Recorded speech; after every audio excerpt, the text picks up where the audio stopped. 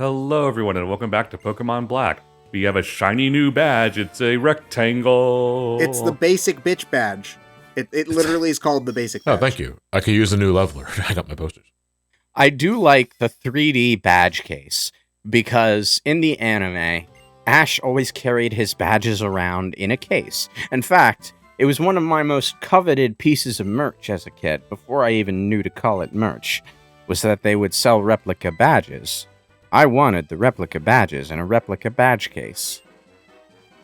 Would you keep them in a case, though, like as early as Gen 1? Because if I recall, Ash didn't have a case for the badges. He kept them in his jacket. He kept them in his jacket. He kept them pinned inside of his jacket.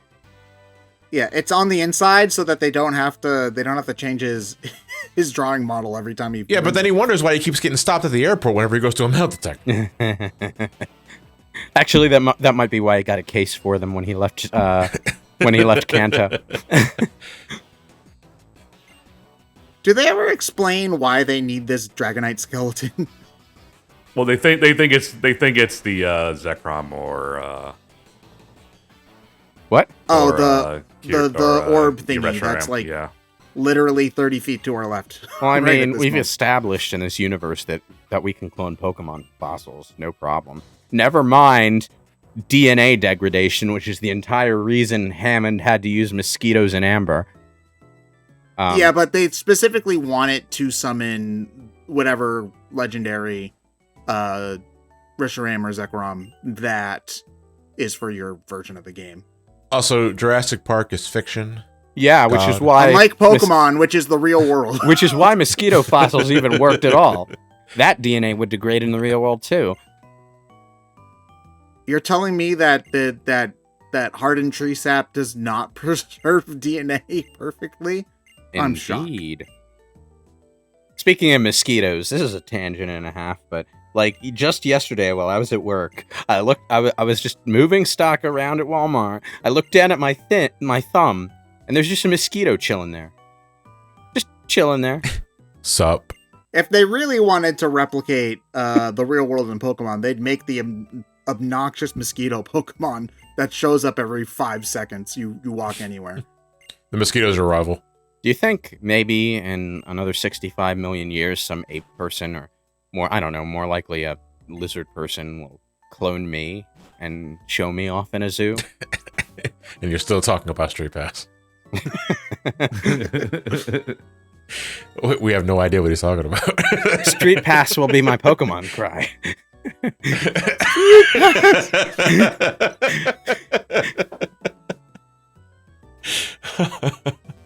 What does this weird configuration of sounds mean?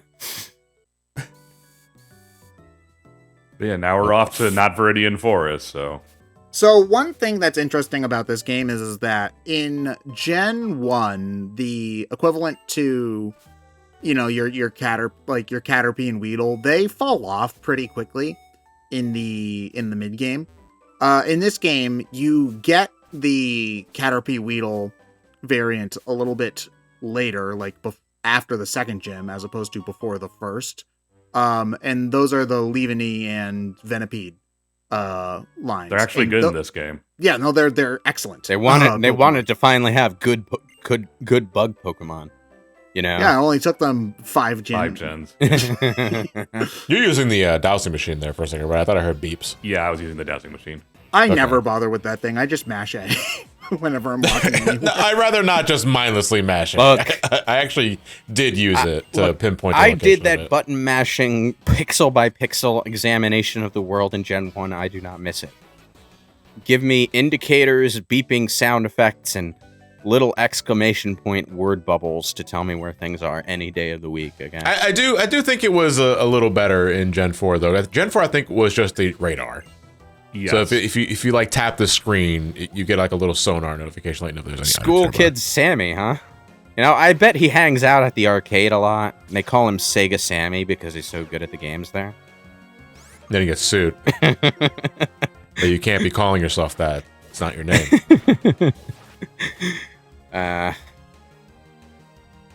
You know, I legitimately feel bad whenever I damage a Muna. Just 'cause it's those eyes, you know? Muna ended up being my psychic type of choice because I think it just has a higher special attack than I think the only other option you have at this point is the Amiibo one, or what was the Oh no, you get those much later. Yeah. Reinculus. That Pokemon you get a little bit later, but that Pokemon's just far better than Muna. It's absurdly broken. Extremely powerful Pokemon.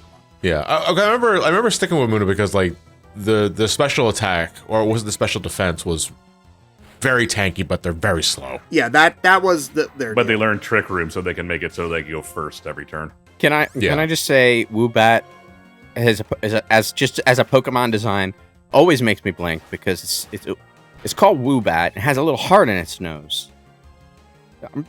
What are you trying to tell me, game? What exactly is the point of this design? Why do you have two of them? Why do these trainers always have two of the same Pokemon? Wait, is that their nose? Yes, Yeah, it's a that's their heart-shaped It's node. their nose, yes. They have little eyes off to the side that are sort of squinty closed. Do they? Yes. Oh fuck, I'm stupid. I always thought the heart was their eye. You thought that they had a single eye? Yeah, well, why not? Like the Arimon in Final Fantasy. Yeah, I can sort of see it when I squint. Like, if I'm squinting and blurring my eyes, that definitely looks like an Arimon. But you've got Final Fantasy XIV on the brain, so you can see it without squinting. That's impressive. No, hold on. I'm looking at the official art of Woobat now. There's no eyes. Yes, there is. No, it has eyes. You can You see them literally in can the see them right sprite. there. Woobat. Is it the W's? Yes, they're little squinty closed eyes. You don't watch enough anime if you... No, I don't. Yes, look. I don't. It has the derpy grin. It has the little Yeah. squinty closed eyes. They're eyebrows that are covering its eyes, you see. And then it has the big It's like the little heart-shaped- bangs that cover its eyes. If Yeah. that's what they were going for, I don't see any You eyes. don't watch enough anime. No, Or, clearly. or I stopped watching. alternatively, I watch too much. I can understand the visual language of anime. No, I'm lost. Sorry, Lewis. This is for your own good. I will say I like the aesthetic of Unova, and it's not even that I'm attached to the New York aesthetic, because I actually absolutely fucking hate New York. New York sucks. As a Bostonite here, these fucking New Yorkers always thinking they're so much better than everybody.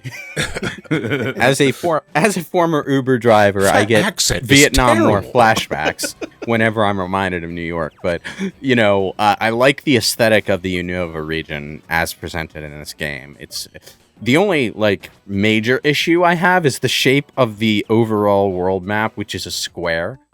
Although that is oddly appropriate for New York. It's like a big circle, it's like a Q actually, because you have a straight line, and then you get to the New York City equivalent, which is the bottom of a big circle, and you go around half of it in the main adventure, before you get to the Victory Road, and then the other half of the circle is all post game. And then the second game starts on the other side of the map, which is kind of clever. Yeah, that is very clever. Yeah. I love Sewaddle. Sewaddle is legitimately one of my favorite Pokemon in Gen 5. And it's interesting because Bug Grass is not inherently a great combo because Super weak to fire. From a yeah. wild- double Wildlife. weak to fire to flying, which is a fairly common type. From a But wildlife, it's just so strong. from a wildlife perspective, it's a sensible combination to make a Pokemon out of. Because there are plenty of bugs in the real world that have evolved to mimic plant life. That's one thing about Gen 5 doesn't do a ton with unusual type combinations. Honestly, no Pokemon game really has. I'm still waiting for them to try really wacky shit, but or at least make really wacky shit common. I think there's one fire water type.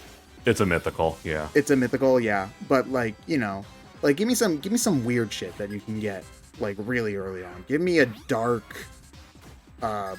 dark bug type that you get in the beginning of the game. I don't know. Oh, Sandile too. This gen's just full of bangers.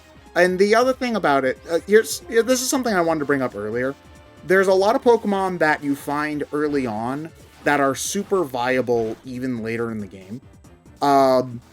but the other thing, and this is something that people will occasionally complain about about Gen 5 Pokemon. They're like, oh, you don't evolve Braviary until level like 55. That's so late. It's so hard to use. It's like, okay, but you find Rufflets and they're already at level 40. So it's like the normal time it would take for a Pokemon to evolve. I think that it's great that this game, this set of games, introduces so many Pokemon and makes you want to add new Pokemon to your team all the time. But you only have 6 slots. It does. Like, It does lose that high of finding your old favorite in the wild, though. So there's something gained, something lost. I mean, that's fair. Like, yes, you don't find your old favorite in the wild, but considering that literally every other Pokemon game does that, I think it's fine that you get the excitement of... They were trying to replicate the excitement of playing the original Gen 1, where every Pokemon was new. Yeah, and I like it for that. I will say, but like when I played Violet version for the first time, and there were so many Pokemon just in the tutorial section, and off to the corner as a rare spawn, there was what's the first stage of Gardevoir? Routes? Ralts, yes. I always forget that name because it's so different from the others, but Yes, it's like what a transition. Ralts Like, was just chilling in the middle of the crowd. Just this one Ralts off to the side in the first area. Hell, Doesn't even appear all the mean, time. But fucking that sense of being overwhelmed goes as early as the sequel to this game, Black and White 2, because well, I wasn't really. I wasn't overwhelmed. Despite the, No, but I mean, it's because people did complain that the opening decks of Black and White was limited, considering that we're 5 generations in. Why are we only limited to these 150? You know, for Black and White 2, they introduced way more Pokemon, and there's so much variety, like in the first 2 routes. Yeah, that half of your time is just spending. Oh, what the fuck do I get? I spent 3 hours before fighting Nimona for the second time, I think, outside the city gate. I spent 3 hours running around catching everything and messing around with all the Pokemon choices that first area gave me. There were so many, and if there's one strength I can say about some of the more modern Pokemon games, Scarlet and Violet as well, but to a lesser extent, the games that came before it, is that you are not spoiled. You are not lacking choices in the beginning of the game, so you can effectively start on your team build early on. And I will say that it is something that's a little bit hard to go back to in Gen 1 especially. Because in Gen 1, you fight the same Pokemon for even longer. Like, this game gives you more variety much faster than Gen 1. And they're the closest to compare because they've got the closest comparable sizes of initial decks. Like, in Gen 1, you're still finding wild Rattatas in routes very commonly, like up through Gym 3. yeah, I would say like Gym 3 is when you finally start to get some decent variety, that you can access because the world opens up a bit. Whereas, like, by the time in this game, like, even before Gym 2, you have pretty much every Pokemon type aside from, like, Dragon, maybe, or Steel, which are normally fairly rare types anyway. The other thing I appreciate in this game, too, is, like, I get that it's slightly divisive with having the limited Pokedex set. Like, I do get that, but just the emphasis on making sure that every Pokemon you can catch is... Are we being ambushed by Carmen Sandiago? Carmen Sandiago, yes. The fuck? Where in the world? Oh, she's in a bush. Okay. What was my point? Oh yeah, my point is, every Pokemon's good. Because if you're playing Gen 1, for example, most of the early Pokemon are not good. Most of them, in fact, are very bad. So, like, the fact that there's so many viable options in Gen 5 as well, like, again, maybe not top tier, maybe not the best option available. We don't care about that right now. We're talking about just, like, stuff that is reasonable to beat the game with. And while theoretically, yes, you can beat the game in Gen 1 with your Golbat and your Super Fang Raticate. It's gonna be miserable and suck and be bad. Which in part, I feel, I don't know. A part of that, though, you realize in Gen 1 is because there were only 150 Pokemon. Ted, were you just describing a Team Rocket run? Yeah. That would be a funny challenge run. It's just like, okay, you can only have 3 Pokemon, 2 of them have to be the same, and they all have to be terrible. I feel like it should be stressed, though, but a part of it is because, like, Gen 1 only had 150 Pokemon.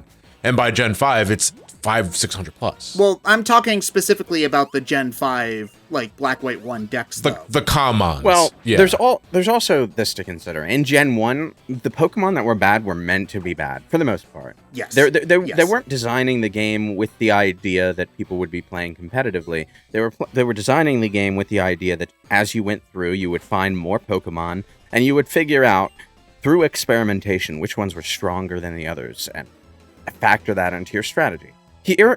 Up here in Black and White, they knew that the competitive Pokemon scene existed.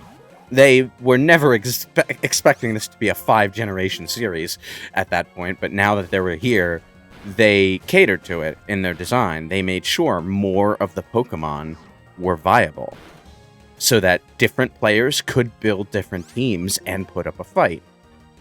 I can't say, whether or not, like, how balanced the Gen 5 metagame was. I stopped caring far before this. But, like, in terms of just progressing through the story, you're right in that, you're not really meant to have a Rattata or a Raticate on your team past, like, Gen 4 in the original Gen 1. You're meant to dump that for something better. In this game, you're spoiled with options. If you pay attention to implication, even Blue doesn't get to keep his Rattata through the entire game. So, yeah, I know. Did it die? Christ. Did it die? Oh no. I mean, I would have kept it. You need something to have your HMs on. Well, I mean, it's implied that it just passes away, and he was visiting its grave when you meet him in the Pokemon Tower. No, that's there's no implication. He doesn't mention the goddamn thing. He's just in the cemetery. His Rattata is gone all of a sudden. He put it in a box. Yeah, if only there was some box. sort of system that existed in this world where Pokemon went when they weren't on your party. Indeed. The daycare. He doesn't have a full team. He does not have a full team. Rattata still sucks. Maybe he wanted to catch something. I don't fucking know. He's walking out of a graveyard. Yeah, and he's being a dick about it. He's not even upset. He's like, oh, hey, loser, you want to fight me? Hey. Oh, I hope your Pokemon fucking die. That's literally what he says. If you met your hated rival on your way out from mourning from your dead pet rat, would you confide in them, or would you give them shit to let off your feelings? Assuming you're Blue and you're an asshole, you would, that's the... Listen, maybe the Rattata's not dead. It's sitting in a box somewhere, lamenting. No, the Rattata's not dead, because by that point it's Eradicate. The Eradicate's dead. Yeah. Okay. Listen, okay, you know what? Maybe it's probably having a wonderful life on the Bean Islands from Gen 7. The Bean Island in the sky. I love they're in the water because it's an island in the water in your computer. I fucking hate Pokemon so much. It's an RPG. There can be islands in the sky. Yeah, but we can fly in this universe. All the more reason for there to be islands in the sky, dude. We would have seen them. We can fly on a 1-foot tall Pidgey in Czech, and we have not seen any sky islands. Maybe they're in the clouds. That's where I would hide them. Yeah, I don't think we fly, but we never really get an idea of how. God damn it, Carmen! Stop doing that. It's not even Carmen anymore. This is Oh, Carl. This is Carl. Miguel. Where in the world is Carl Sandiago? Just doesn't quite hit the same. Wait, is Carmen a specifically feminine name, or is it one of those unisex ones? Yeah. Carmen? Yeah, is. I believe Carmen is specifically feminine, yes. It's pretty feminine. Yeah, because like I've learned not to assume, because as a kid I believed for the longest time Ashley was a girl name. Then along came Wild Arms 2 with Ashley Winchester as the male protagonist. I mean, Evil Dead. Yeah. It's just I like, mean, it you know. doesn't, in this specific instance, it doesn't help that Carmen is the name of a famous opera about the female character named Carmen, you know? So Male equivalent of Carmen is Carmine. Carmine who the hell's Sandiago. naming their kid Carmine? No, I think Carl Sandiago is just funnier though. That's it. That's an ultra masculine name because it's talking about how the car is mine. Carmine. You can have. Oh wow, and he's taking ownership over, you know, traditionally masculine objects and not allowing anyone else to use it. That is masculine. Wow. Did you know that in the Pokemon universe, every male Pokemon can learn Toxic? That's because every female Pokemon can also learn Toxic. Every Pokemon can learn Toxic. I don't know why, but Let's they be can. toxic together. Every Pokemon enjoys going on Reddit and arguing about video games they haven't played. I wonder if Or comment that sections. was maybe an old bug that they just retained because because everyone would have complained if Pokemon that could previously learn a move couldn't anymore. I just don't get, like, it just doesn't really make sense. Like, I guess there are some moves that make sense for every Pokemon to learn. Like, every Pokemon can learn, I think, Return and Frustration, which makes sense because those are the, like, happiness moves. But, like, I don't get how the frickin' Machamp is spewing toxic fumes out of its mouth, you know? Well, I'm assuming it's a bug. It sounds like when they designed the move, they forgot to set it so that only certain Pokemon could use it. And everyone could just use it. you have to set it because not every Pokemon technically can learn it because there are specific Pokemon who learn no TMs. Oh. But like you have to set which TM goes on which Pokemon. Right. I think I don't know. It wouldn't surprise me to learn that it was a bug. Like someone during the Pokemon. development process was sleep baked beyond their mind because it was crunch week. Can Magikarp learn Toxic? And they just clicked the No, apply Magikarp all can't button. learn any TM. Okay. Yeah. That's the issue with Magikarp. Ugh.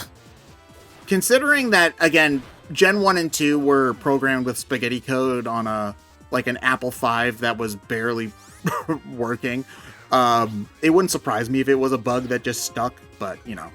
Why would the Apple V barely working have any bearing on the code? You write the code. It doesn't matter what you write it with. It just has to work. They used the key. The Apple V's keyboard was missing the Q and the F. Oh no, we can't use half of our commands anymore. What are we going to do? Answer? Create a new programming language that doesn't use those letters and makes no goddamn sense. That sounds like a lot of work. Let's just make Toxic applicable to everybody. We'll see you all in the next part of Pokemon Black next time. See you guys all then. Later.